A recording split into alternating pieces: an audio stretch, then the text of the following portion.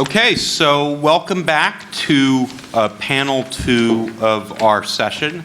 So panel 2 is devoted to looking at how the Ukraine crisis and some of the dynamics that we identified in panel 1 are playing across the Central Asian region. Of course, EurasiaNet heavily covers Central Asia and events in Central Asia. So there's a real synergy there, and Harriman also, as a priority, tries to keep up with Central Asian-related events. I'm really excited about the panelists that we have for this particular impact of Ukraine crisis on Central Asia roundtable. First, David Trilling over here is the editor for Central Asia of EurasiaNet.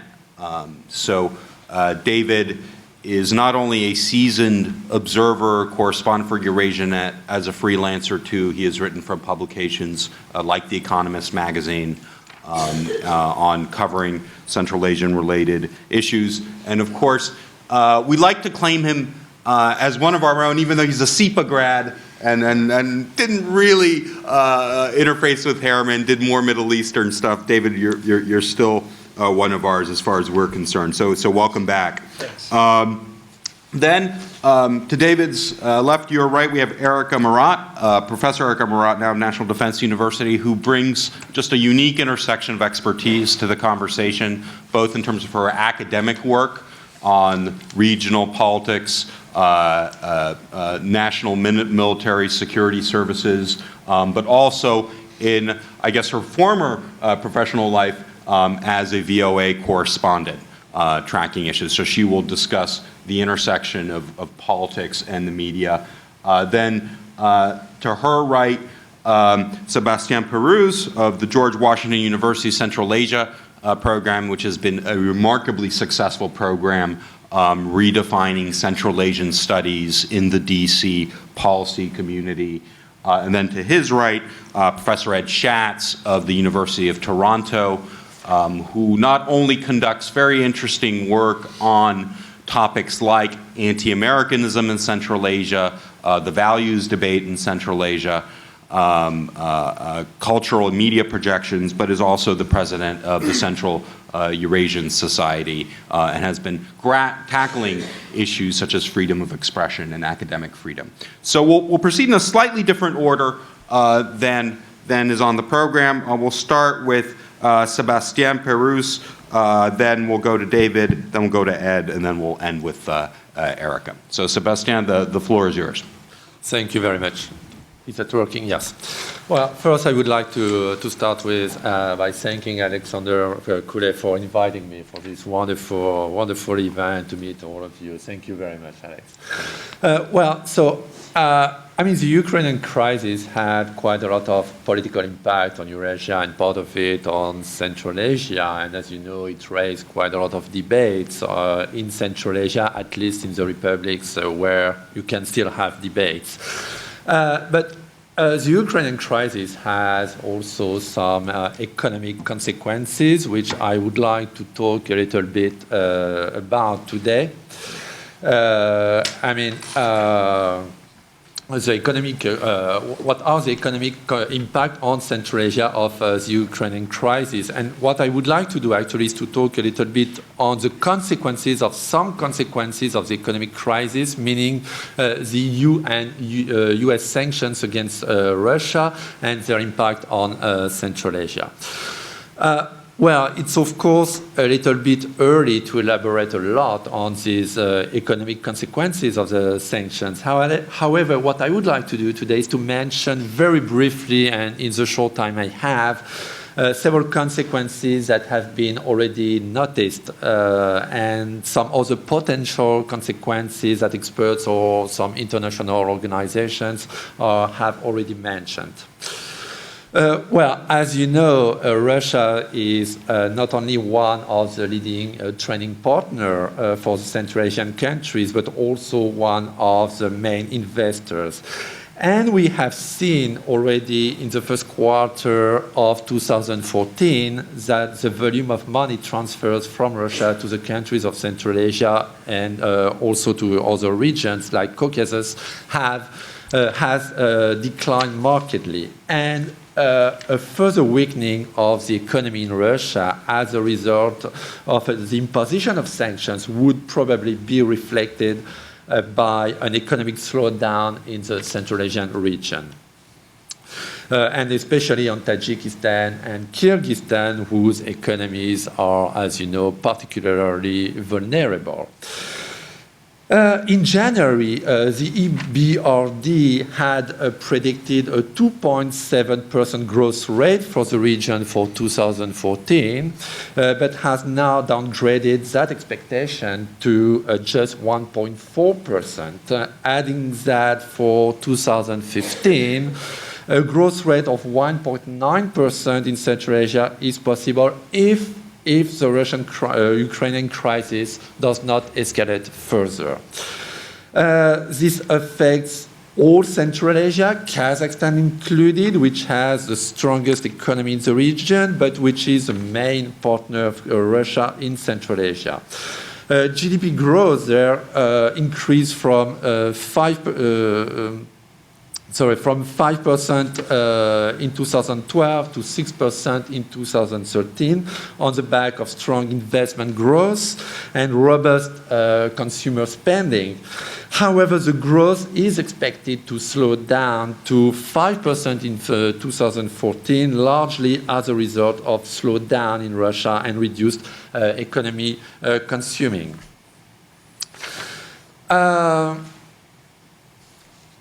The growth has remained, I should say, in Central Asia relatively strong, so relative to other regions, which was buoyed by some large extractive projects, especially in Kazakhstan.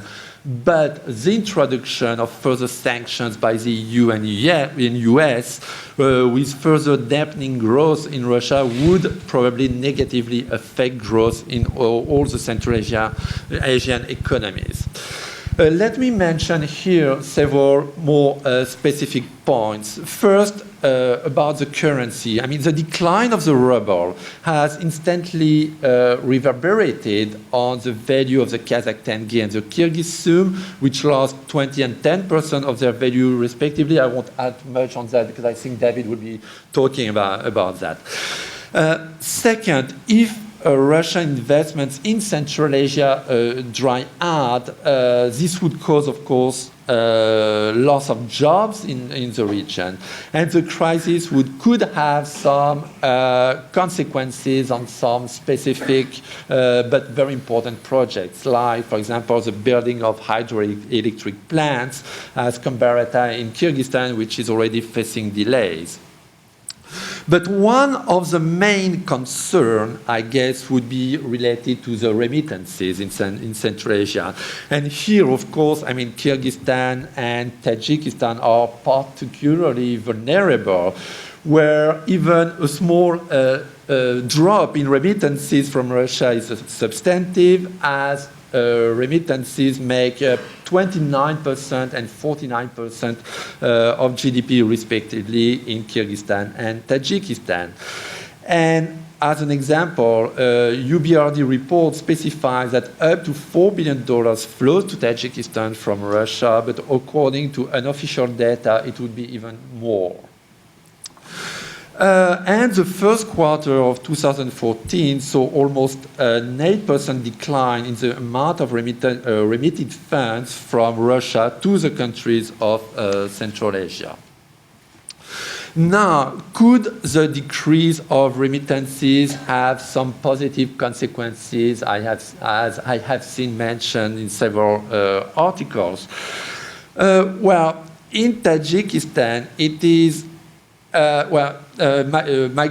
with migrant laborers returning home after having lost their jobs in Russia. And such a prospect would force the authorities the political authorities will rely too much on remittances to engage seriously or more seriously in the economy, at least in order to avoid a social explosion. Although the Tajik government said that it is already taking action to create jobs within the country, for example, it said that it will create a lot of new medium and small businesses which will provide work to a certain part of the population.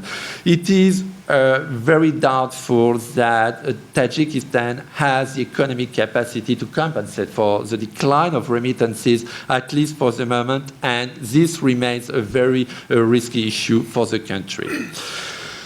Now, what are the consequences on the regional trade?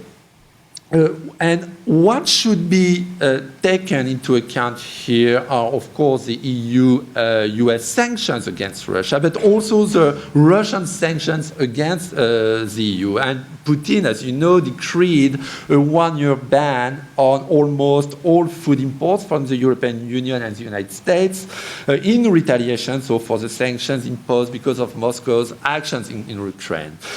And here, this brings me to talk about some so-called positive consequences, or I should say, some mentioned opportunities. Soon after it announced the ban, Russia invited the former Soviet states of Central Asia to help fill the gap. And Agriculture Minister of Russia, Nikolai Fyodorov, named Uzbekistan and Tajikistan, along with other countries like China, Turkey, and others, as countries he hoped could help Russia make up the shortfall. And actually, Central Asian states responded with excitement. Despite the potential financial instability, Kazakhstan can yet hope to benefit from the declared import ban of food products, considering, for example, the steppe of Kazakhstan is ideal for cattle growing and could thus compensate for the reduced supply of Western dairy products. Kazakhstan is already a net exporter of prepared food and could say the momentum of reduced competition from Europe to export that there. And export possibilities to Russia are further facilitated by the treaty framework of the Eurasian Economic Union. Uzbekistan, the regional leader in agriculture production, said it planned to double export volumes of fruit and vegetables for Russia to 500,000 tons by the end of 2016. And Tajikistan pledged to increase fruit and vegetable sales to Russia fivefold. And so now, the question is, does that sound really realistic? Some experts are warning of the dangers of an over-eager response to Russia's call for more foodstuffs from Central Asia. Why? First, because it is unclear whether their agricultural sectors can gear up so fast. And second, in any case, the Russian ban on foodstuffs from the West is only for 1 year. So there are some doubts that, for example, in Kazakhstan, the new demand from Russia would result in increased production. And as, for example, a former finance minister of Kazakhstan, Kakim Zhanov, wrote, agriculture is definitely not a conveyor belt which can be quickly switched on and off. And even if production can be increased, a focus on exports will reduce food availability locally, driving up prices. And these projections are even more contested for poor countries. For example, in Tajikistan, which has a regular shortfall in production, is obliged to import fruits and vegetables from neighboring countries, from China, and food security is far from being guaranteed in these countries. I mean, in Tajikistan, in Kyrgyzstan, and also in other countries. Another point is that Central Asian countries could be used as transit countries, or in theory, banned goods from Europe could be shipped to Russia via Kazakhstan. The onward export of Western products could expand economic activities in Central Asian countries, supporting the long-needed diversification of its so far energy-centric trade structure. But that causes its own problems. While there is officially no indication yet that Kazakhstan is or will be supporting Russia's import ban, Putin conducted talks with President Nazarbayev shortly after the embargo was announced. And it certainly can be assumed that, that he requested the Kazakhstani government to at least closely monitor the influx of banned products into its market. The potential to profit from the ongoing trade skirmish between Russia and the West remains therefore rather limited. And with Kazakhstan having committed to Putin's project on Eurasian integration, there is little room for the country's leadership to create really its own independent economic policy, at least on this point of view. Two last point maybe is on the impact of on the military. I have to yeah, okay, I will finish. The impact on the military sector. I mean, the sanctions might increase the budget in the military sector with political consequences, but I won't talk on that. Maybe Erika will talk about it. But the EBRD experts forecast an increase in military spending with the post-Soviet region in response to the new geopolitical threats related to the violation of Ukraine's sovereignty. But this has some economic consequences when just when national governments still in Central Asia still feel the consequences of the economic crisis, and new build-up in military spending would be, how to say, an additional fiscal burden that will stand in the way, that could stand in the way of the recovery and economic reform for the future. And the last point is that this could, of course, open the Central Asian markets even more to China, even if, well, I'm not sure that China really needs that, but this gives another opportunity for China to invest in Central Asia. So a very short conclusion. Again, I mean, it's very early to measure, to give a full assessment on the economic consequences of this Ukrainian crisis on Central Asia. But my aim here is not to criticize the EU and US sanctions against Russia. But what I mean here is that I think we should keep in mind that if the sanctions have an impact on Russia, they have also, or they could have a strong impact on Central Asia, especially at a time when there is a growing concern for the economic and the development of Central Asia, and even for the stability of these republics. And I will stop here. Thank you. Great. Thanks, Sebastian. And thanks also for pointing to some of the non-obvious economic processes, the possible reorientation of trade actually to Russia, as well as this buildup in military spending. We've certainly seen that in the Kazakh case initiated by the Ukraine crisis. Okay, David Trilling next, who will also have some observations on the economy. Thank you, Alex. It's great to be back at Columbia after almost 7 years on campus. It's a lot of fun to walk around, and thank you, Justin, also for both of you for putting on this event. I'm going to talk a little also about the economy and a couple observations. I'll try not to repeat too much what Sebastian said, and try to talk about it slightly different angles. But let me know if I start rattling off too many boring statistics, which I've been collecting for this talk. But first, I think if we look at Ukraine, it's in the context of how it's seen in Central Asia. There's sort of it's two-part.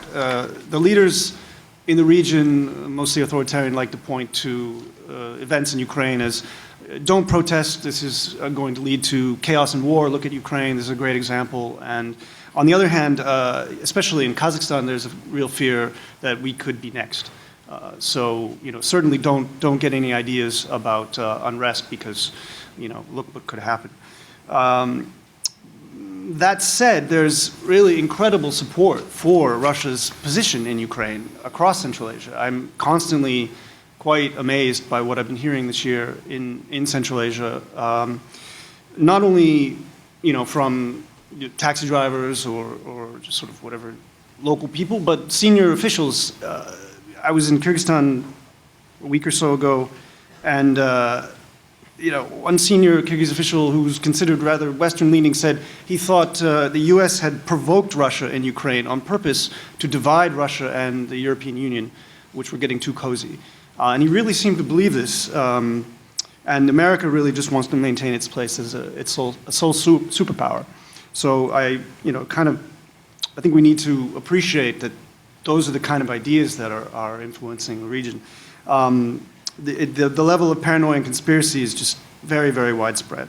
Now, some of the events we've seen in the region this year, are they a direct result of Ukraine? The secretive leaders, it's kind of hard to know what exactly they're thinking. But when we see warming ties between Uzbekistan and Tajikistan, very slight, it's very early to say how far that's going to go. Is that a result of, oh well, we better get along, or Russia's going to be here and do it for us?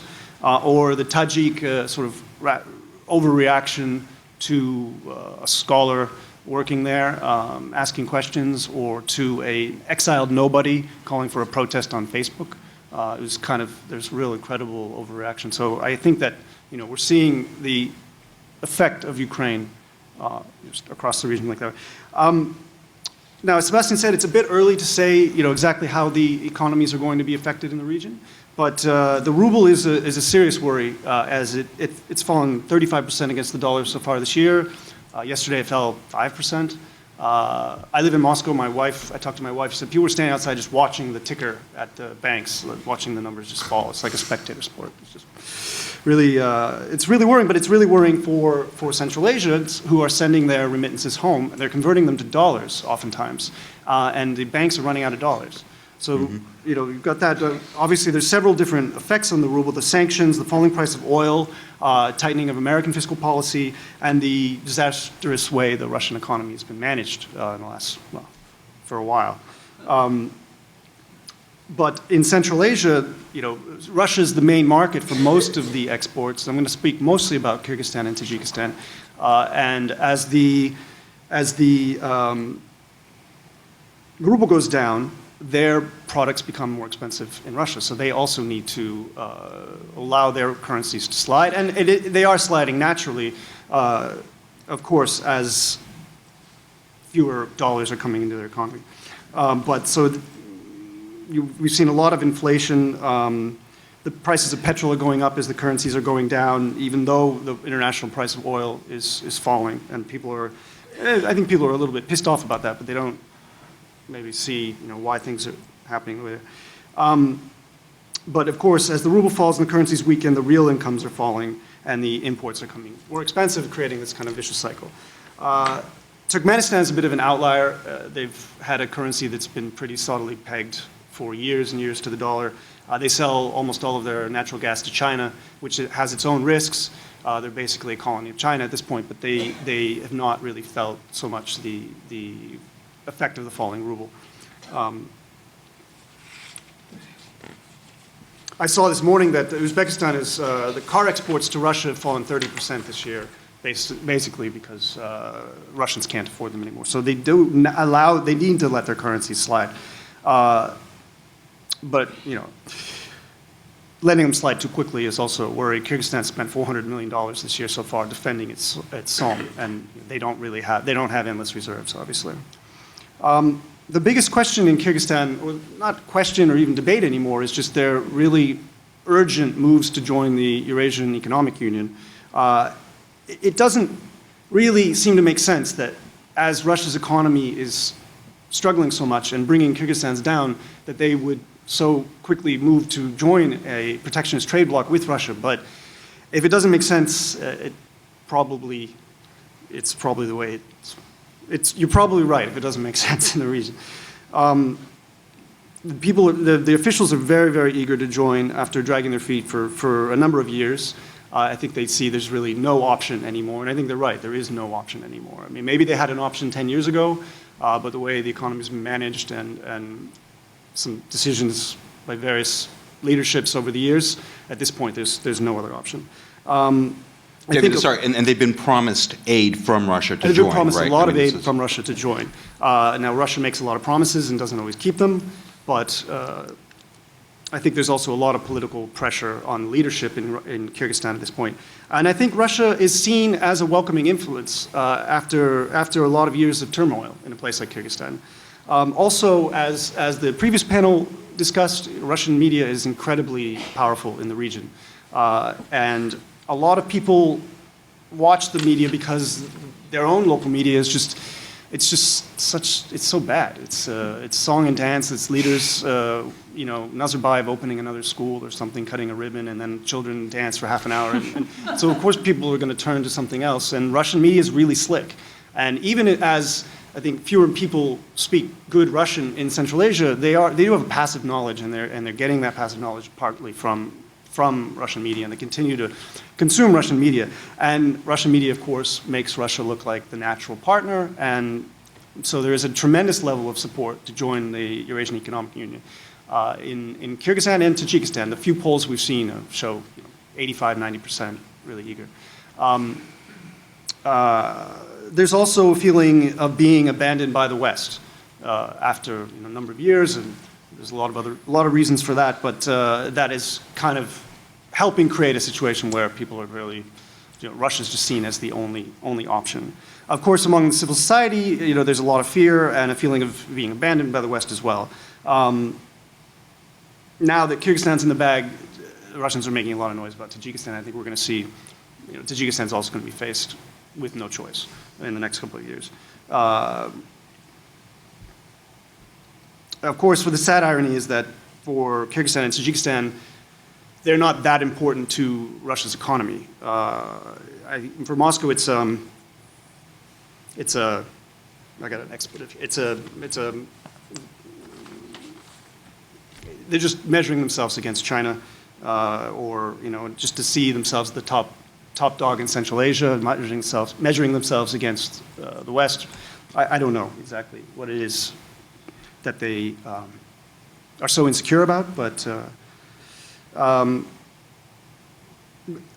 the one pushback I see in Bishkek is from business leaders who say to the government officials, look, how is this going to work? We're going to join, we're going to have all these new tariff policies.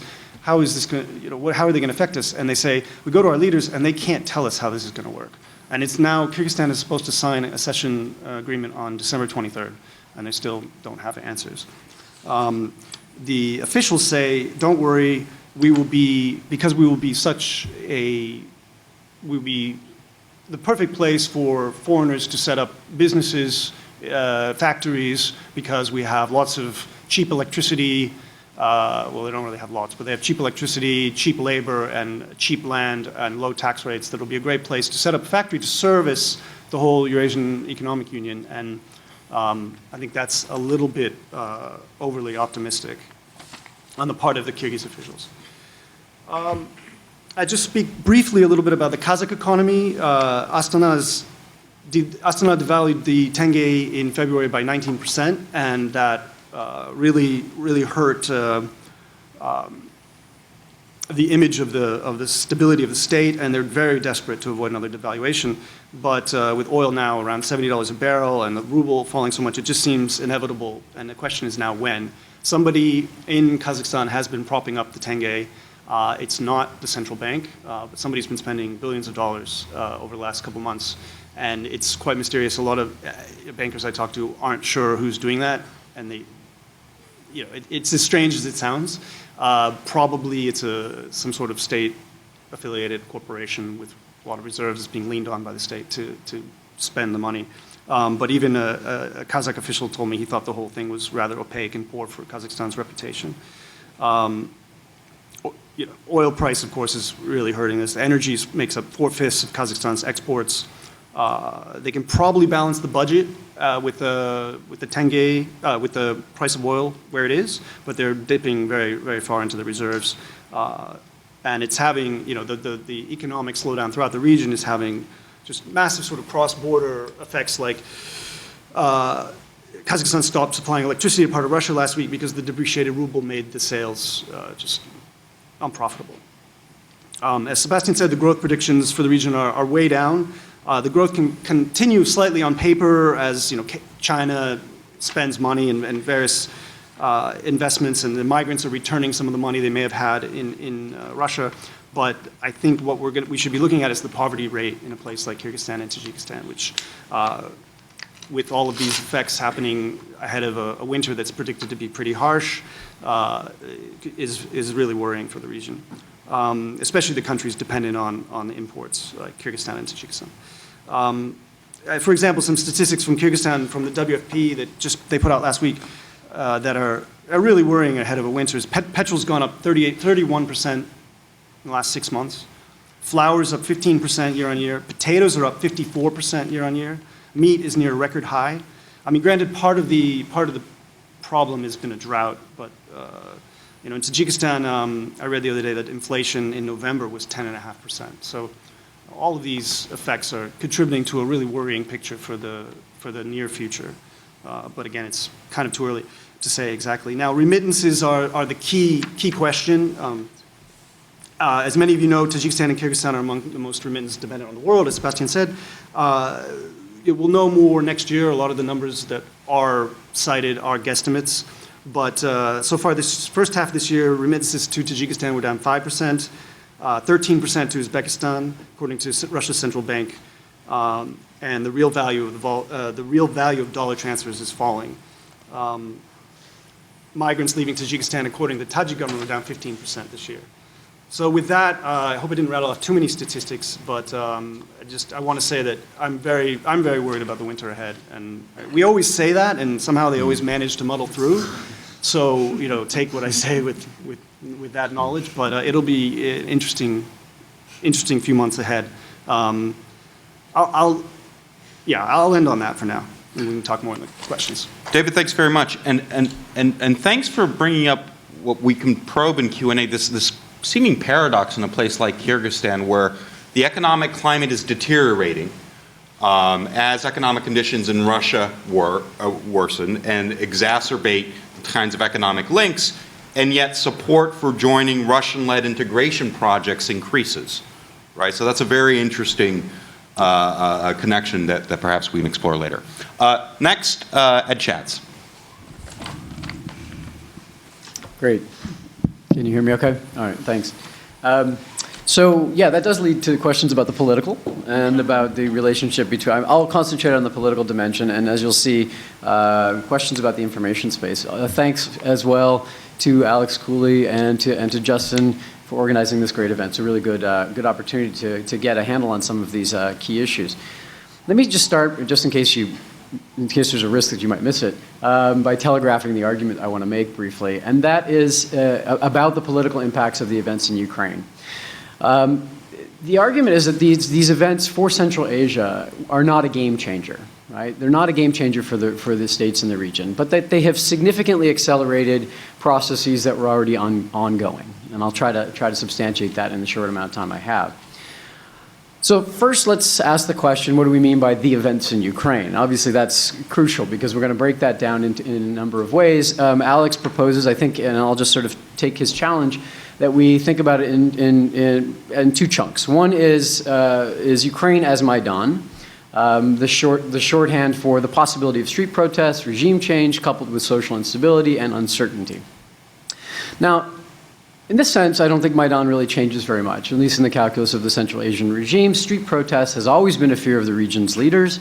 Again, Kyrgyzstan is, as we know, a partial exception here, but it's coming around, I think. Maidan doesn't do much new. It just confirms in particularly vivid fashion what the region's leaders have long thought. That is, to ensure their power and privileges survive, they need to be vigilant about any kind of mobilized dissent. Now, it may ultimately turn out that naked coercion is not the best way to improve political security. But again, with the partial exception of Kyrgyzstan, this approach has been a staple in the arsenal of these regimes, and Maidan, I would say, does nothing particularly to change it. What if Ukraine means the little green men, or the whims of the Kremlin? And that's as a shorthand. The fear that the Kremlin can and will proceed with near impunity if it decides that its interests are at stake. And I don't know what the it means here. We'll call it the Kremlin, which might be a shorthand for a particular individual, but that's a separate debate. The fear of overwhelming intervention against which you are powerless. And I would say that this fear is also there. It never entirely disappeared from the Central Asian context, but it has given new impetus. As unappealing as this sort of the idea of little green men in northern Kazakhstan or other, and I don't think that's really a very serious possibility, but as unappealing as the idea is, it does have the great virtue of being familiar. And so this is back to Bruce's invocation of the devil you know. This is the devil you know, and the logic of the devil you know has returned with a vengeance across the region. But here I think I'm going to part with Bruce because I think that this is the devil you know, which is of course better than the devil you don't know. So they're all devils, and then this is the So China is the devil that you don't really know. The U.S. is a devil you've come to know and you're not sure you particularly like, and the EU is a sort of bit devil. We'll call it that. And so this is the devil that you know, and that you're powerless against, sort of whose advance you're sort of powerless to stop. I would say this isn't particularly new. It's hard to date this in any real sense, but certainly once the Putin regime pacified Chechnya, I think Central Asians could no longer assume safely that Russia lacked the ability to project its power in the near abroad. Now, I do think that the Ukraine events, again taken as this package of fears and concerns, has accelerated three things that were already ongoing in the region. The first is something that David Trilling referred to, this sort of anti-Western conspiracy thinking. I'm not sure it entirely disappeared in the 1990s and the 2000s. In the Central Asian context, it's been much weaker than it had been in Russia. It was given impetus. The previous panel might have dated it to the bombing of strategic bombing by NATO in Serbia. But in Central Asia was a laggard in sort of this anti-Western conspiracy thinking. But now we've seen a strengthening, and we got a glimpse of this over the summer. In Tajikistan, where this kind of anti-Western sentiment that is impervious to reason and uninterested in evidence held a young PhD student hostage, and I'll get to that case in a little bit. There are many reasons for this strengthening sentiment. One might have to do with overblown expectations about what the West might and should and ought to do that ultimately were dashed.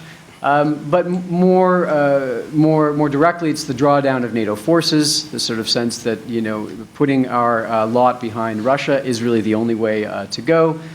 But more secularly and over a longer period of time, this is the retreat of democracy promotion efforts, at least in their robust fashion, exemplified by Soros's relative disengagement from the region, which has been it's a relative disengagement, the sort of shift to other world regions.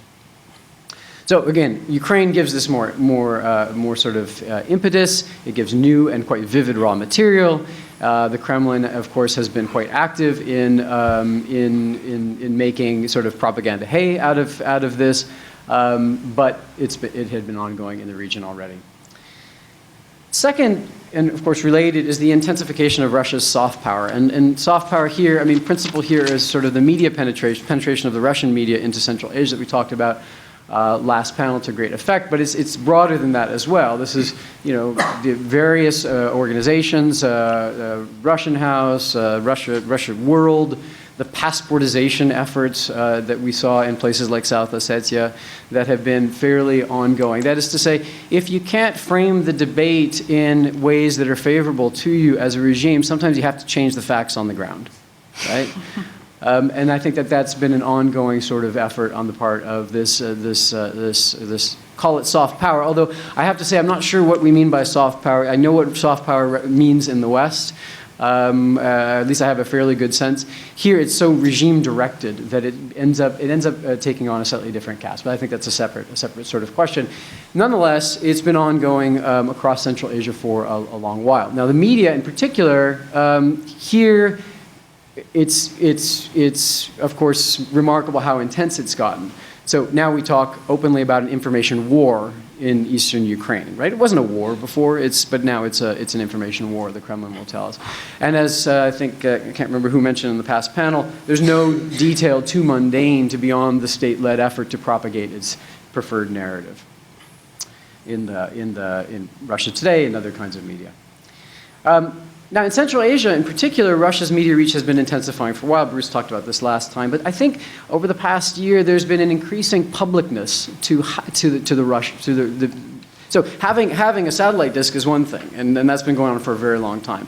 But to have, Россия 24 sort of, showing its stuff in every public space across Kazakhstan when I was in May, that was curious. Not that people necessarily were paying attention to it in any active sense. I'll get to that in a little bit. But it's clearly droning on in the background and cluttering public space. And I think that's an important qualitative development. And from the Cadres Decide Everything files, Russia Today is, as I think Nate asked the question before, Russia Today is actively luring away top journalists from local media outlets in Kyrgyzstan and Tajikistan with much higher salaries. And so what happens to independent media voices? I mean, they do exist in these places. It remains to be seen. Okay. We might ask the question, I think it sort of, went through last panel, and I think we're right to ask it, do people believe or do they not believe the Russian narrative of events, whether it's with regard to Ukraine or with regard to the West in general, whatever the topic is. I think this is going to be crucial going forward because I wouldn't, as important as the purely economic questions are, what's going to be probably more important, at least I would suggest, is how it's spun. Who gets the blame for the deteriorating economic conditions? And so that's fundamentally a question of how this information is being interpreted. I'll suggest that this devil Russia, has one more characteristic that is familiar.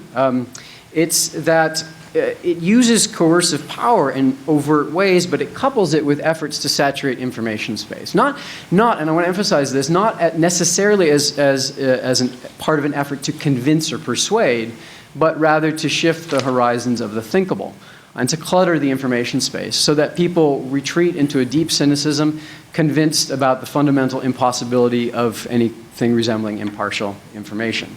So this is what Nabi in the previous panel referred to as a plague on both your houses, right? There's no such thing as impartial information. Throw up your hands. People stop thinking. That is a political move. So this is, and it dovetails with the whole series of Soviet legacies. Alexei Yurchak, anthropologist, talks about this as the sort of cynical reason of the late Soviet period, where people didn't believe or disbelieve. They simply just were cynical about the information that was being presented to them. Sarah Oates does some interesting academic research on the Russian media as the inheritor of Soviet media, which was designed not to be professional journalism in the sense that we talk about in the West, but designed to be the vanguard, leading people into understanding what the preferred narrative of events is, full stop. So there's a third thing that's intensified, and here I want to get back to the young Tajik scholar, and that is that this broad-based cynicism has started to extend to scholars. And I have to say, there are a couple, we're a mix of scholars and non-scholars here, but this touches close to home, right? Whereas in the past, scholars were assumed either to be insufficiently political or inadequately powerful to matter in Central Asia, today they face an environment in which the production and dissemination of knowledge via research, academic research, is more and more politicized. So the example I referred to is my PhD student at the University of Toronto, Alexander Sadikov, Tajik national, doing an academic research project this past summer under the University of Exeter, with the University of Exeter, and in the midst of conducting a research interview in Khorog, Tajikistan, he was arrested, held incommunicado, and eventually faced possible charges of espionage and treason. There was an international outcry. Some of you will know about this. He's now back in Toronto, good news, but the investigation into his alleged wrongdoing is ongoing. It's very unlikely he'll return to Tajikistan anytime soon, and certainly not to conduct research on the politics of the country. You can sort of fill in the blank with the chilling effect and the sorts of self-censorship that may result, and already have. We've seen it already. Azerbaijan, there are examples. The Yunusova, Arif Yunusov, could go through a number of other examples. This is a broader based thing, not limited to Central Asia, but nonetheless of playing itself out in Central Asia as well. Ilham Tohti, the Uyghur economist based in Beijing, handed down a lifetime sentence for separatism. I mean, this is a moderate voice about Uyghur history. Examples from Russia we could go into, we probably don't need to. Now, the challenge here is that all of this dovetails with a global trend that I would suggest makes it very much harder to get any kind of traction when we try to address it from the West. So the kinds of developments that I'll refer to in a second in the West are generally of a qualitatively different sort. So I'm not trying to say that these are exactly the same as what you get when somebody's arrested without on totally spurious charges of espionage and so on. But nonetheless, these kinds of developments open the door for what during the Cold War was called whataboutism, right? Well, what about your race relations, right? And what about your discrimination? And what about your injustices and so on? So just a few examples that have come up in the Russian media. Cambridge University Press deciding not to publish Karen DeWeese's book about President Putin's political and economic system because Cambridge feared being subject to libel claims brought to British courts by the Russian economic elite. This is the monumentally poor judgment call made by a few political scientists who ran a large-scale experiment in the context of a Montana Supreme Court race. I mean, who cares about a Montana Supreme Court race? Now everybody cares about a Montana Supreme Court race because all of a sudden it turns out that researchers are not beyond being political or influencing politics. And suddenly information is politicized and the dissemination of it is politicized. And then, of course, we had these New York Times reporting about how foreign powers are buying influence via U.S. think tanks, and then the Kremlin can say, well, look, what about you? Everyone has an agenda. Everyone has information of their preferred type. Everyone is for sale. We're all deeply cynical, and that, I think, plays into a certain kind of agenda that is, well, not particularly to be welcomed. Now, I don't think that this necessarily is to be projected sort of indefinitely into the future, and I think that it's important to realize that Russia's influence, even in Central Asia in particular, is complicated. It's not clear that Putin would want to do everything that he is capable of doing. He's an opportunist. We talked about this yesterday informally. He's an opportunist. He's less than he is a person with a strong vision for the state. And as the Russian economy slows, there may be fewer and fewer opportunities to make good on this. But nonetheless, the trends that we see sort of right up until this very day are troubling enough, even if they don't go on into the indefinite future. Thanks. Great. Ed, thanks very much. So now we will have Erica deliver her. Yeah, we'll go to the podium, and Erica's prepared a PowerPoint for us. Thank you so much for inviting me. I'm really delighted to be here. And I'm I'm happy to be part of this event. And my presentation will go back to what has been discussed in the first half of the forum. I'll be talking about what other people talk about in Central Asia in regards to political chaos in Ukraine. Interpretations, as we've seen, including from this panel, interpretations of political chaos in Ukraine over the past year have assumed very idiosyncratic forms in Central Asia.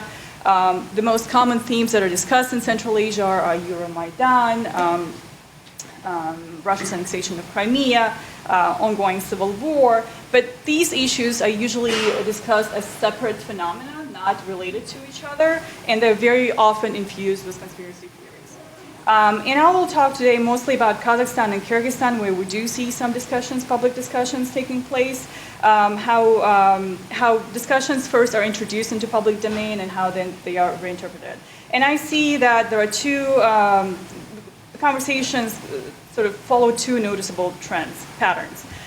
First, they are triggered by provocative statements from high-level Russian politicians, especially Putin. And I'm sorry, I'm a Mac user.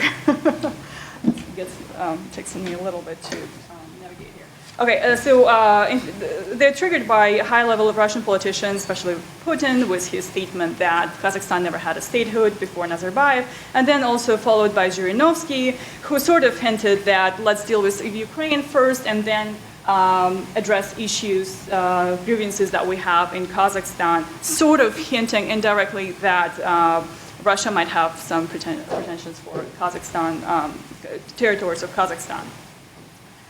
So then these high-level statements, provocative statements, are interpreted and reinterpreted by expert community and by MPs in Kazakhstan. And second, what we see in Central Asia is Kyrgyzstan's case. And the discussion there is more decentralized and initiated by pro-Russian MPs and pro-Russian NGOs. And then they're sort of also ignored on a high level in Kyrgyzstan. They're not reinterpreted on a high level. Even politicians who are not so happy about Russia's policy in former Soviet space, they avoid blaming Kremlin and countering those pro-Russian movements in Kyrgyzstan. And I'm going to get into details here. So in Kazakhstan's case, Putin's remarks last August led to outrage in Kazakhstan's parliament and among wider public. Putin also, in the same context, Putin also said that Kazakhstan is part of so-called Ruski Mir. The term has been, quite controversial with its introduction first in Ukraine and then other parts of former Soviet space. And then Putin's remarks are followed by Zhirinovsky's remarks. And a lot of commentators in Kazakhstan are convinced that this is part of just one agenda. So those two political statements are part of one agenda. And there were some campaigns of unknown origin. It's not possible to trace the origin of these campaigns. Campaigns to counter these statements from bottom up. For instance, one of these campaigns was to send Putin history books on Kazakhstan. And then there's also, of course, Edward Limonov from political party Other Russia, who is also notorious for his pretensions on Kazakhstan territories, northern territories that are populated. The orange lines are ethnic Russian population in Kazakhstan. But as much as Limonov's statements were considered to be outlandish, now they are also taken with a concern and are interpreted as part of one agenda, Kremlin agenda.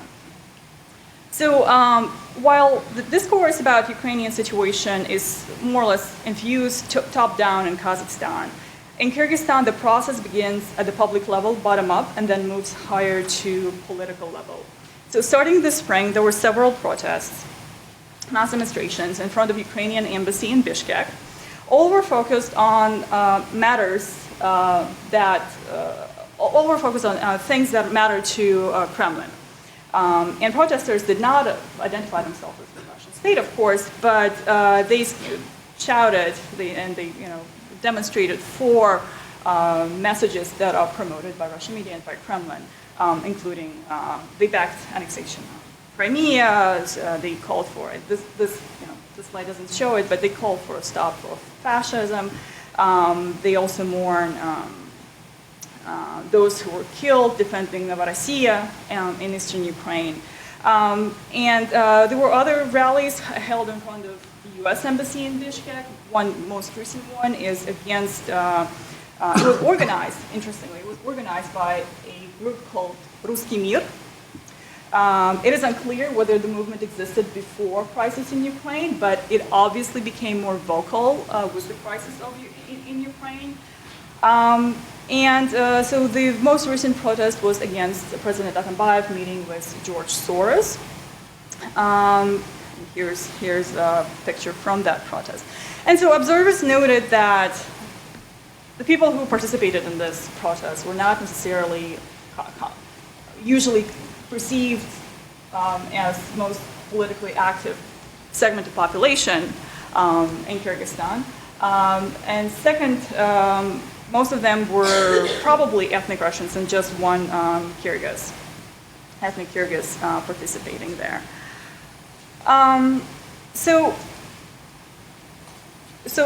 another issue that we see more, in Kyrgyzstan, also in a quite decentralized process, but on a more higher political level, is pro-Russian MPs introducing bills that are there's a kind of copy what recent legislature in Russia, including labeling organizations that receive foreign grants as foreign agents, and banning propaganda of homosexuality, propaganda in quotes. So, in interpreting and reinterpreting of what's going on in Ukraine by both political officials in Kazakhstan and Kyrgyzstan, and by just non-state expert community, we do see a great deal of cherry picking of different facts and stories from Ukraine. For instance, in Kyrgyzstan, political opposition groups, they adopted this new political agenda that they want to ensure that Euromaidan does not happen in Kyrgyzstan. At the same time, politicians that oppose the current regime in Kyrgyzstan, they threaten the president with mass demonstrations. So it's really controversial. What is it that they want to, what is it they make out of a Ukrainian crisis is sometimes very controversial. So in Kazakhstan, however, Putin's and Zhirinovsky's remarks about territorial integrity are taken with a great deal of panic and criticism. However, what we see in Kazakhstan is that commentators, both in the government and outside the government, they tend to dismiss the fact that what happened in Ukraine was not just breakdown of Ukrainian territorial integrity, but it started with Euromaidan. And why did Euromaidan happen? Is because there was a civic activism in Ukraine, and there were some political freedoms for the civic activism to take place. Whereas Kazakhstan is nowhere close, even to be compared even to what to the political openness under Yanukovych. That's I personally think. In Kazakhstan, we do see greater censorship of online media. One example is this article from Meduza online outlet about ethnic Russian sentiments in northern Kazakhstan, about their criticism of government policies and discrimination in Kazakhstan against ethnic Russians. This article was banned, shut down.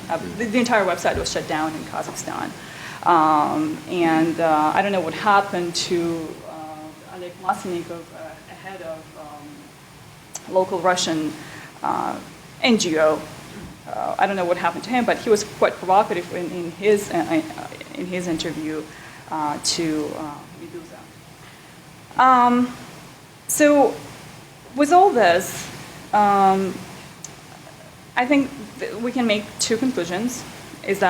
First is that, and it's already been discussed here, is that Russia's soft power, or Russian media, has tremendous influence, and there is a general lack of indigenous capacity to report on international events or on events in former Soviet space. There is also lack of discussions, lack of academic forums, of policy forums in Kazakhstan and Kyrgyzstan that would kind of dissect events in Ukraine and Russian reaction, and then what implications for the region. And I think this lack of informational space, this lack of discussion, poses quite an urgent threat to sovereignty of these countries, informational sovereignty, of course, but also sovereignty in terms of voters' behavior or day-to-day life of people.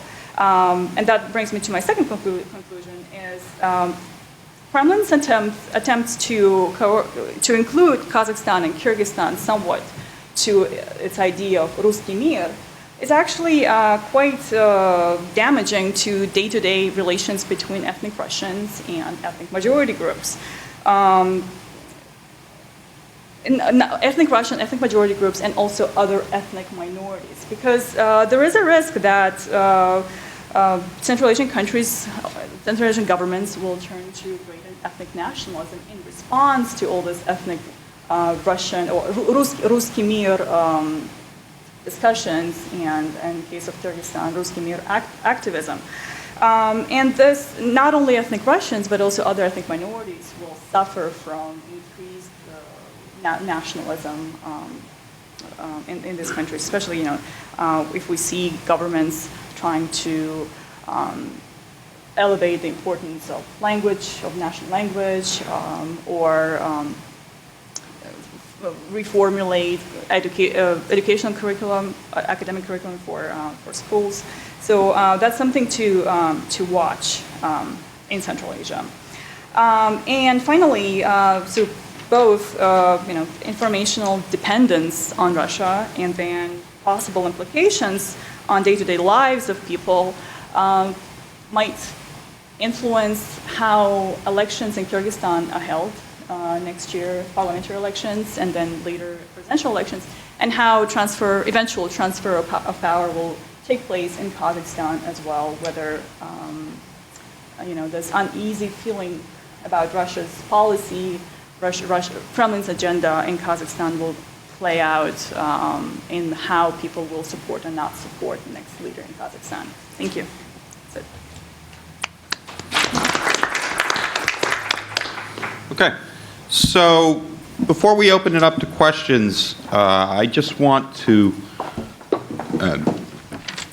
take Ed Schatz's thesis, argument that Ukraine didn't so much change fundamentally dynamics in Central Asia, but accelerated pre-existing trends, and perhaps ask the panel to respond to what they see as the most interesting or the most virulent of these trends from their observations over the last year, and whether it's in the economic or the legal or the media domain, what I think has surprised you about the impact of the Ukraine crisis in terms of activating things that were already in society or in the polity.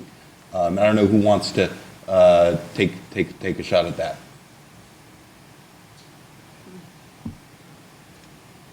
Yeah. Do you want to start? Well, I had my piece, right? Yeah.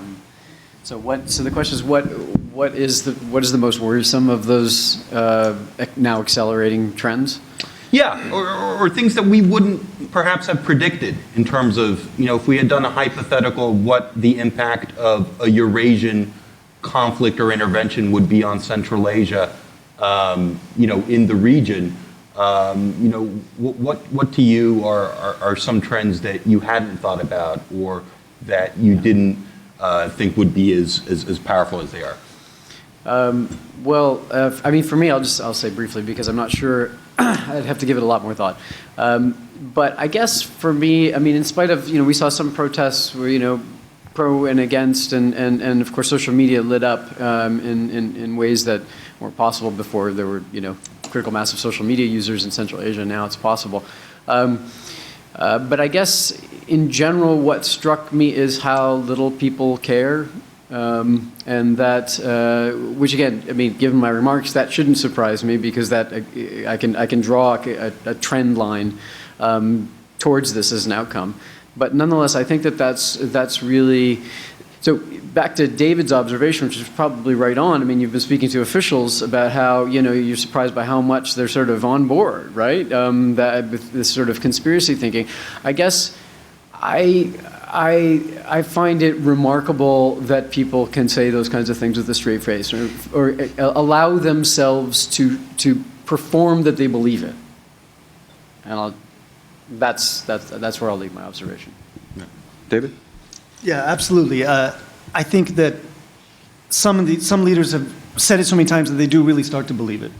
And that really surprised me. What surprised me in Kyrgyzstan, where I've probably traveled the most, is just how blindly pro-Russian and eager to please the Kremlin, if that's what they're doing. I mean, the government in Kyrgyzstan is. There's a debate, I think, among some NGO types and activist types in Bishkek. Is the government being bought by the Kremlin, or is it just imitating, or is it just inspired by the Kremlin? But how pro-Russian the government is, and how they'll take these legislative acts, cut and paste from Russia. What really shocked me was just how overwhelmingly the Kyrgyz parliament supported Russia's anti-gay propaganda bill. I think it was voted last month 79-7 for it. They're going to vote on it again, and there's going to be some small changes, but it's expected to go through. And it's just, why? Why do they even need that? Where did that come from? And it's, television and whatever, for whatever reasons, they really adopted that. But it seems to me also to point to some of Ed's previous work has been on focus groups on attitudes towards the West and human rights discourse and democracy discourse. And Ed, I'll mangle summarizing your work, but I think one of Ed's very interesting findings is that when statements about the desirability of human rights and democracy are attributed to a domestic source, there tends to be reasonable support or neutrality of support. When they're attributed to a U.S. official or the president or the ambassador, the cynicism goes way up. And so what I'm wondering is whether, to get back to the first panel, this is really a matter of the West being blamed for a lot of these kinds of goings on, and this is finally catching up to us, right, in terms of its sort of impact on discourse, on perceptions, on whataboutism, on double standards, hypocrisy, that the waters now are truly well muddied, to use sort of Chris Walker's term from the NED. It's accumulated for too long. But Eric, I'd be interested in your thoughts too. Those are very interesting. I'm still thinking, but I think it's surprising to me how there is no one logical narrative about what's going on in Ukraine, but it's more like a patchwork. Okay, Euromaidan is financed by the U.S. And then what's happening in eastern Ukraine is completely something different. And this incoherence and public discussions is something what the previous panel talked about, that there is a lack of political thinking, analytical thinking, and in-depth discussions on what's going on because of such poor job that media are doing. And what's surprising is how quickly, although these events have been quite condensed in terms of time period. It's just been a year that we see this chaos, and a lot happened during this chaos. But even within this time period, one year period, people are able to cherry pick what complements their political agenda, as opposed to try to comprehend it in its entirety and the root causes behind everything. So that's I find it to be surprising, both on the political level and also on just wider public level. Very interesting. Sebastian, do you want to read? Yeah, maybe just one word to add. It seems to me that, I mean, the Ukrainian crisis has accelerated some debates that we have had for so many years in Central Asia regarding the economic influence and political influence of Russia, and then what to do with that, what to do, for example, if we turn to China. And finally, what we see is that, yes, it accelerated the debates. We see the same response. And why? Because even if they try to think about, the Central Asian authorities try to think about all the possibilities of foreign policies, they are completely aware that they finally don't have so much choice, even if they want to even if they are afraid of Russian influence, and they are afraid of that, but what can they do? The most important political and economic partner now is China too. They can't avoid China. Even if they want to balance the influence of Russia and of China, the United States' interest in Central Asia is decreasing. Look at, for example, what the European Union is doing now in Central Asia. The budget has been decreasing so much these last years. So finally, yes, it accelerated the debates, but with no possibility of new response to that. I don't think so. Interesting. So almost the multi-vectorism of the previous decade is itself being shown to be declining. They are trying to, of course, to promote the multivectorialism, but in reality, it's very difficult to translate it, really. Right, great. Okay, so let's open it up to questions. So, Justin, first question. I'll lead things off here. I'd like to fuse both panels with a question about the looming political transitions in Kazakhstan and Uzbekistan. Now, both leaders have been long rumored, to be ill and in their twilight years, and have made secretive trips to Germany and things like that. My question for the panelists is, to what extent do you think Russian media will influence the transitions when they come? Will they be the decisive factor, or are there other factors that will come into play that maybe are more significant? And then, if Russian media isn't the decisive factor, then how might Russia respond?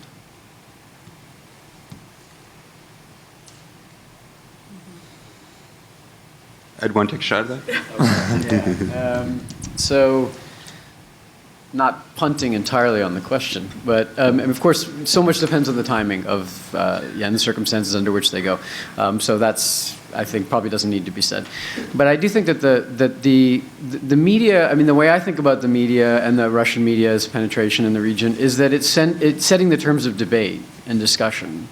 So the example that I think you pointed to, or maybe somebody else on your panel pointed to, where there was a real Russian media barrage that contributed to Bakiyev's ouster in Kyrgyzstan. I think that's pretty exceptional. I actually think that the more broad scale, change is just how it's shifting the terms of debate about, what it means, the values debate, for example. I mean, at some point, it doesn't matter if it's, Kyrgyz initiative, or if they're copying, or if they're being forced to, or whatever. The terms of debate have been shifted. So I actually would predict, and I've been wrong in my predictions many times, that the Russian media actually would lay off during the actual moment of transition, because because there is still a risk that they would be perceived to be meddling. And if you're gonna meddle, it better be over the long term, right? Because then you can set the sort of terms of debate, and then of course this would be accompanied by some back channel jockeying about preferred candidates and so on. But I wouldn't expect the Russian media to or the Kremlin to out itself as trying to influence the Central Asian context in the same way that arguably it did in Ukraine. Right? Anyone else on Russian potential media role in the political transition? Yeah, I totally agree with Ed. I think Central Asian governments are able to control domestic political message, but Russian media controls the message about everything else, basically what happens in Russia, former Soviet space, and then around the world. But I think, especially Uzbekistan and Kazakhstan, they have pretty powerful propaganda machines. That's my thought. Yeah. I just want to agree with both and say that Kyrgyzstan is an outlier, and for the Russian media encouraged a protest in a country where a protest could happen rather easily, and I don't think that's the case in either Kazakhstan or Uzbekistan. Yeah, great. Bruce. I'm always hesitant when people ask me to look into the future and make predictions, but I have no problem with asking you to do that. So you've described a situation where we know that Russia's encountering a lot of difficulties. The West is trying to make them into a social pariah. It's definitely not the best of times in Russia. And at the same time, Central Asia is getting closer to Russia. If you were to look a couple of years into the future, or at least toward when this crisis with the Ukraine starts to wind down, is Central Asia closer to Russia at the end of it, or is it moved farther away?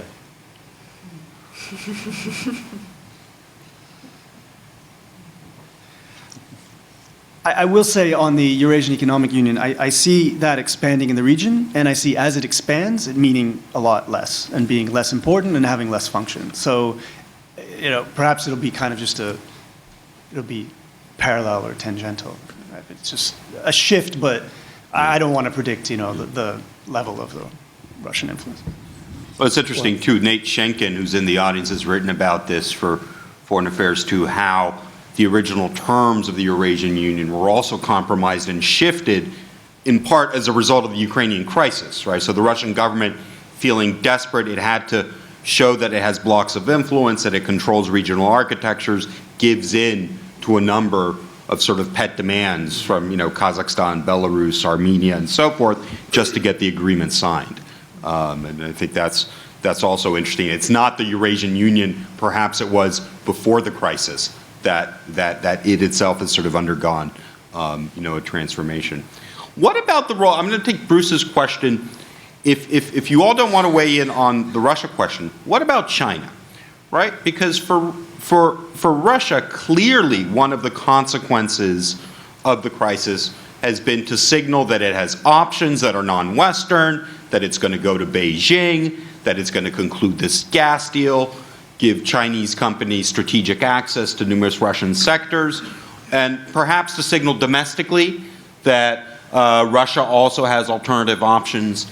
How is this playing out in Central Asia, right? On the one hand, you might say, maybe this sort of mitigates concerns about China because Moscow is showing some, greater strategic engagement. On the other hand, it seems as if, the tendencies are towards being more concerned about Moscow rather than China. So how's this playing on the ground? And perhaps, Sebastian, we can take your comments on this. Sebastian has written a very good book about the Chinese question in Central Asia. Well, obviously, this crisis in Ukraine raised the fear to Russia. But at the same time, I really don't think it changes a lot regarding China. Well, China will still go on developing relations, trade relations, economic relations with China. A lot of Central Asians will still be very happy about that. But at the same time, imagine that this will reinforce the partnership with China in several sectors like security or, in many other sectors. We still have to keep in mind that a lot of people are very, very concerned with the growing influence of China. So yes, it might give some more opportunities to China, but again, at the same time, I'm really not sure that this will change a lot the relations with China and the way that China is viewed from Central Asia. I'm not really convinced about that. Yeah. Also a Chinese question? Yeah. Okay. Yeah. Anastasia. Anastasia Khazanova, with OSF. As we're speaking about the role of Russia, role of China, the reducing role of the West in Central Asia, I get a picture that, we effectively have a realignment of power. We have a consolidation of a former Russian empire, however you want to call it. There's a greater role of China in Afghanistan, and in parts of Central Asia. And with all of these developments, we have liberal values that are being washed out and being establishment of a more patriarchal, much more controlling state. And I wonder, in your analysis of the situation, are there any potential, maybe unknown factors or things that could still shift the situation or development in the region? Or are you thinking that the deal has been signed and now we're just like waiting here to see how the chips will fall, but it's pretty much set? Or is there something that still could potentially pivot and change, maybe some form of a reconfiguration or some a different balance of power in the region? It's a great question, and at the heart of it, is the demise of liberal values structural or cyclical, right? And in some ways, could it go the other way? What's your take? It's a hard question. We only get hard Hard questions. question, yeah, exactly. Okay, so we don't know is the answer. And then, but a more interesting potential answer is, maybe it's dialectical, right? There's another possibility, not structural or cyclical. I guess more specifically, I mean, it's easy to see the die is cast and then and to project the current moment into the future. The question is how far into the future. I do think that there is I mean, there are moving parts here. There are moving parts that could predict something else, right? And I won't exaggerate this dimension, but nonetheless, I think that they're there. I mean, there's a generation of, Russians, for example, who are, committed liberals, maybe not liberal activists, right? But people who are, at least in their values, really committed to this and probably don't want to see it go away, even if the other aspects of sort of being middle class, the material parts of that are sort of met, and some need for Soviet nostalgia or something like that is met. At some point, the window closes too far, and I think there could be still reaction in Russia itself. There are people sort of schooled in different values. I think the same thing goes in for parts of Central Asia, not everywhere, obviously, and in different ways. I mean, the Kyrgyzstan is the trick here, because I think that, of course, there were people schooled in this kind of thing. Unfortunately, I've seen it, and maybe Erica can correct me if I'm wrong, replaced. That was the ideological current for 2 decades, was sort of liberalism, and identity was staked upon that. And now you see a pushback from Kyrgyz nationalism as a sort of way to sort of chart a vision of the state. But Kazakhstan is interesting here because you do have these people who actually really like to be plugged in internationally, and I do think that exposes them, and these are young people, exposes them to at least economic liberal values, which of course introduces political liberalism into the conversation. At least it doesn't mean you have to travel together, but I don't think I don't think that these people will be happy to see it disappear. One final thing is, I would say, in terms of broad scale values, the deck is stacked against against liberalism at the moment. But in terms of democratization. Again, no one's predicting great things for the near term, but you could imagine circumstances under which a kind of top-down democratization could occur. And this would have to happen under particular circumstances, but they're not beyond the imaginable. Things like oligarchs in Kazakhstan deciding that rather than risk all-out war, they need to settle on some kind of rules of the political game that would preserve privilege, economic privilege, but that might require some degree of political competition. Call it some degree of liberalization, forget it, democratization. But more liberal polity is not beyond the pale of the imaginable, but it would be a top-down sort of thing. Interesting. What about the traditional values meme that's been exported? What do you see in Kyrgyzstan as the reaction to that? Has it been more powerful than you would have thought, and sort of the replication of the anti-LGBT legislation and foreign agents, or are they tapping into something in Kyrgyz nationalism that's quite different, but that's grafting itself onto this sort of Russian traditional values meme? It's it's a hard question as well. This whole idea of banning, for instance, banning LGBT propaganda has been really puzzling to me. As far as I know, not a lot of MPs actually know what LGBT is, and I've even heard about this law in Russia. It's just been an initiative of a couple of MPs, and the rest, they just kind of went along. They don't really care, but they went along because it's too costly to resist, and their constituents here are more likely to support anti-LGBT law than against, or against voting for propaganda. So obviously, tradition. It did tap into traditional values of a lot of MPs in Kyrgyzstan, and I would argue in other, in other Central Asian countries as well, because a lot of these laws in Russia, they are not necessarily. They're very nationalist. They're not necessarily just Christian Orthodox, but they're very nationalist. They're about preserving a strong nation with deep values and deep traditions, strong traditions, and they find a lot of resonance in Central Asia as well. But that said, we see some shifts in nationalism in Kyrgyzstan as well. In previous elections, nationalism was more about ethnic Uzbeks, against ethnic Uzbeks. Now nationalism is more against US influence, possibly sometimes Russian influence, some nationalists against Russian influence, but also about natural resources, preserving natural resources. So nationalism is there, just changed its color.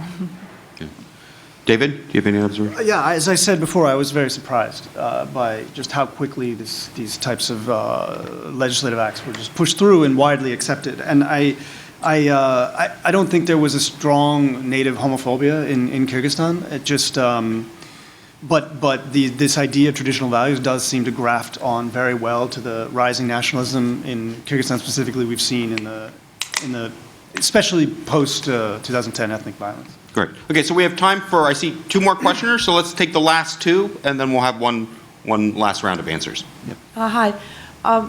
For years at conferences like this, there would be a prediction that there'd be massive unrest in the Fergana Valley, and then that didn't turn out, and then there'd be predictions, there'd be an Arab Spring, and that didn't turn out.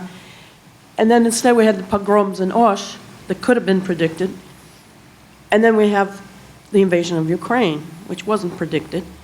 So do any of you feel that there's any situation in this region, anywhere north of northern Kazakhstan, where such unrest could break out and where Russia will intervene or not intervene and affect the situation? Okay, yeah, good question. And Andrew. Hi, my name is Andrew Lawson. I'm a second-year student here at SIPA. Alex, if I could take the opportunity to ask 2 questions real quick. Absolutely. The first being, to what extent do you see the worsening economic situation in Central Asia as exacerbating kind of the grabbing hand? To what degree does this allow political elites to, say, like increase the kind of proportion of kind of corrupt payments that they get? Because they are, as kind of the real value is slipping, it seems like they might want to kind of increase that share. And then second, to what extent do you see the propaganda machines that Professor Murat, you mentioned in Uzbekistan, if I'm not mistaken, in Kazakhstan, kind of replicating this online commentary army sort of model that we have in Russia and in China?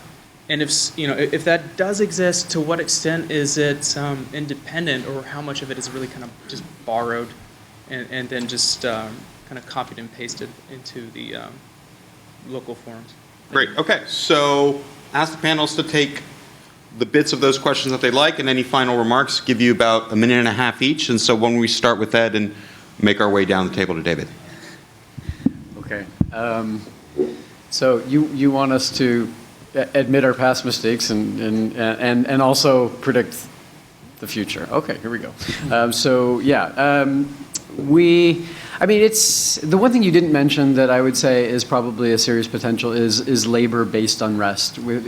Now the challenge here is that I think that these are all authoritarian contexts by degree. Kyrgyzstan, we could talk about what that represents, but nonetheless the space for political contestation and the space I would include that in this the space for ethnic violence is actually fairly limited. I mean, it died down in Osh after 3 days, thankfully, longer than anybody wanted. No one wanted any violence, but nonetheless, I think it's testimony to the sort of limited space for this mobilization. But if there is a confluence of different kinds of movements at the same time, which you kind of see in Kyrgyzstan, right? You see the nationalism with the sort of environmentalism, right, emerging in Kumtor and that kind of thing. Like that's a significant kind of development. That's not, you know, that's not a violent protest. It doesn't, you know, I'm going to see unrest. But in Kazakhstan, you could imagine some kind of confluence of both, you know, labor unrest and potentially, and I never thought I would have said this, you know, Islamist mobilization. In pockets. I mean, this is not a widespread sort of thing, but, you know, the ISIS video that I saw sort of changes a little bit the way I think about the, you know, what's possible going forward. I think that one last thing I'll say. You're supposed to be a minute and a half, is that the Ukraine crisis, I think, does put ethnicity in all of its complexities back on the map of potential.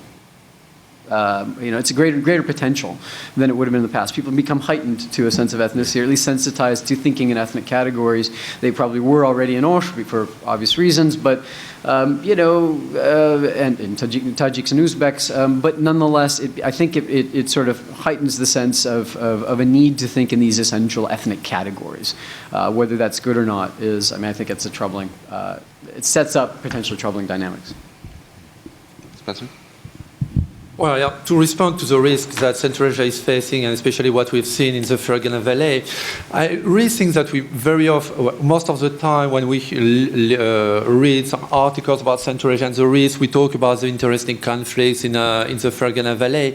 But I think that actually the main risks are not coming from the interesting conflict. I mean, the main risks are coming from some issues with human security that you have everywhere in Central Asia, like access to food, or raising poverty, huge issues regarding the education. I mean, the education level is falling everywhere in Central Asia. Well, a little bit less, of course, in Kazakhstan. But see, for example, what's happening in Kyrgyzstan or in Tajikistan.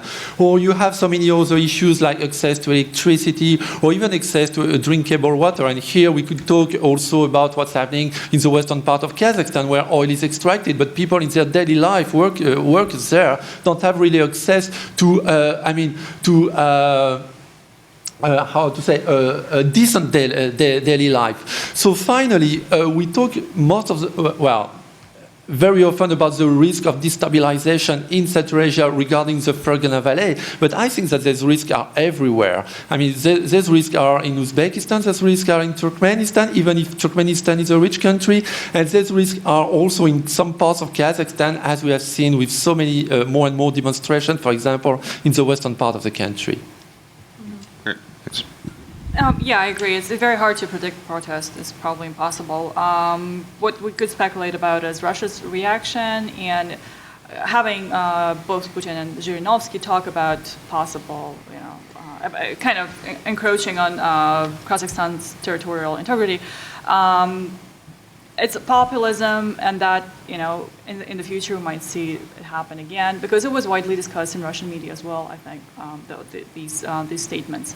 And regarding online propaganda and online media in Kazakhstan and Uzbekistan, I'm not a specialist on this, but I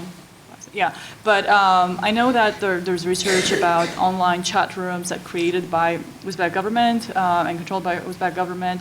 I know for a fact when I was doing research for this presentation is that Kazakh government monitored online forums that discussed Putin's and Zhirinovsky's statement very closely, and they shut down some of them. So there is obviously very close control, very much like what we see in Russia, if not more, because the just online universe is much smaller in those countries. Thank you all for really interesting discussion. If I had to predict, this year I think it's become very interesting looking at northern Kazakhstan, and we're all kind of interested in northern Kazakhstan. I don't think it's going to imminently face ethnic crisis, ethnic violence, Russian intervention in any way, but it shows that if Russia wants to, it can play that card. And where it'll be interesting is you know, post Nazarbayev, if Russia's unhappy with the government of Astana, it's a card it can play. Also, you know, or if Astana overreacts, blocking the Meduza article, you know, whatever happened to this gentleman who spoke rather negatively about the situation. You know, if Kazakhstan does overreact, that could be kind of interesting. But I don't see an imminent, and I don't want to predict an imminent crisis. But also, just quickly to address your question about the economic downturn, I think actually the opposite, that it's forcing oligarchs to cough up. and pay for, it's going to force them. I mean, for instance, in Kazakhstan, somebody's spending a lot of money defending the tenge. It's probably some sort of oligarchic money.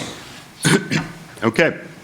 So we have had a lot of food for thought and some, really tough issues and tough questions, but, very insightful analysis, both in this panel and the previous one. And I want to thank all the audience members for making time in your busy schedules to be with us today, everyone watching the video of this, and really want to thank EurasiaNet, Justin, for getting behind this event, as well as the Columbia School of Journalism for their co-sponsorship. And so we very much look forward to keeping track of events in the region, following what happens, and hopefully doing this again very soon. Thanks very much to everyone. Thank you.